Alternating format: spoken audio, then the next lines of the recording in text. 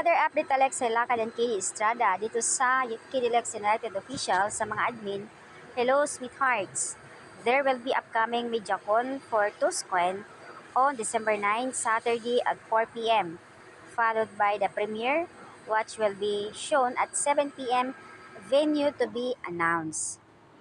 We encourage everyone to attend and to show support Kidilex. And first, shoot film. See you there. So, ayan, tanong ng karamihan kung saan kaya ang venue para makapunta ang ibang mga sweethearts. Dahil excited, syempre. And first, international exposure for my babies. Congratulations. Exciting nood kami ng mga classmate ko, haha. Team Live, alam na. Kumakapit na parang awa nyo na. Gusto namin pumunta. Bigay nyo po exact location para po makapunta kami and we will miss my babies. Samantala kanina ay styling naman si Alexa sa kanyang kasuotan, naka-red.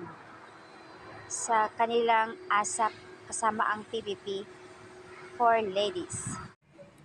Another update tayo sa post ni Katie Estrada. Nito lang, 20 minutes. Bay nakasuot si Katie ng pang holiday season.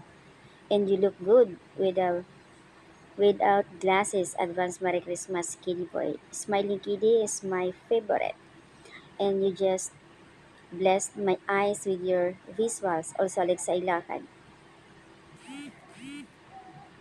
Ayan, napaka-pogi mo raw, Kiddy. Advance Merry Christmas to all mga sweethearts. Simple lang, pero napaka-pogi. Grabe. Ikaw na talaga, kaya naman pala in love si Alexa sa'yo. Pwede ba kita i-mind pabiro ng mga netizens dito? Almost mga sweethearts naman lang ang nagbiro kay Kiddy. Missing your chubby cheeks but still handsome. O nga naman, pumayat na nga si Kiddy. Tuloy-tuloy ang kanyang pag-gym.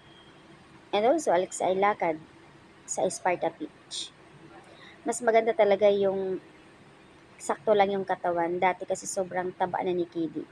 Pero nung pumasok siya sa PBB, ang payat niya.